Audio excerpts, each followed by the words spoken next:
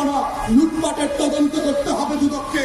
দুদকের চেয়ারম্যানকে বলছি, নিজ দায়িত্বে এই তথ্যরতা প্রকল্পের লুটপাটের তদন্ত করেন।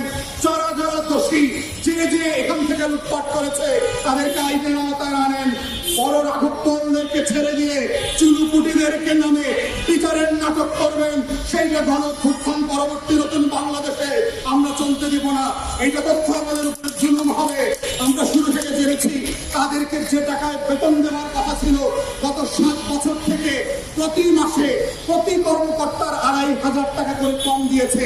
তোর বাপের টাকা দিয়ে ওদের বেতন দেওয়া হয়। এটা জনগণের ট্যাক্সের পয়সা ছিল। প্রতি মাসে 2,000 কর্মী যদি 2,500 টাকা কম বেতন পায়, আপনারা চিন্তা করে দেখেন আমলারা কি পরিমাণ লুটপাট করেছে শুধু বেতনের টাকা দিয়ে, বেতনের টাকা না দিয়ে। এবং এই প্রকল্পের অনেক কর্মকর্তা কর্মচারীদের বাসা ভাড়ার টাকা, বিভিন্ন ভাতা, পাহাড়ি ভাতা, দুর্গম অঞ্চলে কাজ করার ভাতা, যাতায়াতের ভাতা দেওয়ার কথা ছিল, যেগুলো এই আমলারা এখনো দেয় নাই।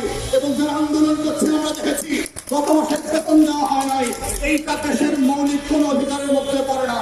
আন্দোলন করা, দাবি দেওয়া নিয়ে রাস্তায় আসা, ন্যায্যতার ভিত্তিতে সরকারের সাথে বোঝাপড়া করা, দেন দরবার করা আমাদের সংবিধান সিদ্ধ এবং আন্তর্জাতিক আইনের যে ট্রেড ইউনিয়ন রুলস আছে সেই রুলসের সাথে এটা যায়। তাহলে কেন গত মাসের বেতন পায় নাই? তথ্য আবার আন্দোলন করবার জন্য।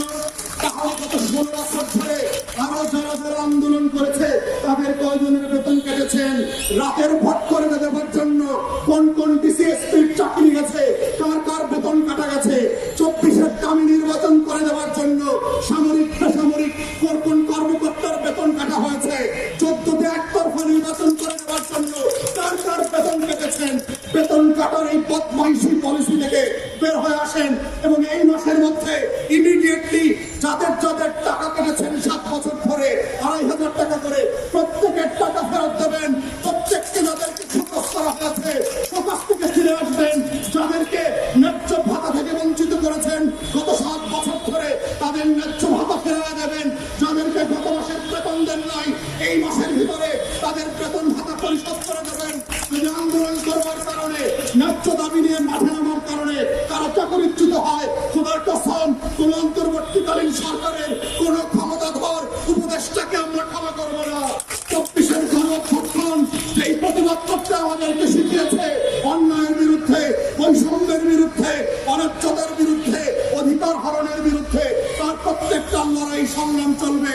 এবং একইভাবে আমরা বলছি আজকে এই মুহূর্তে ক্যাবিনেট মিটিং চলছে, প্রধান উপদেষ্টাকে বলছি যেই উপদেষ্টারা মিসলিড হয়েছেন, অন্যায্যভাবে এই প্রকল্পগুলোর দায়িত্ব পালন করছেন না, তাদেরকে ডিসমিস করেন। এই ধরনের অসংখ্য উপদেষ্টারে চাকরিতে থাকার দরকার নাই।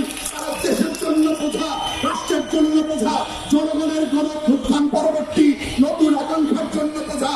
এবং এই কারণেই মহিলা এবং নারী বিষয়ক উপদেষ্টার এই চাকরিতে থাকার কোন যৌক্তিক অধিকার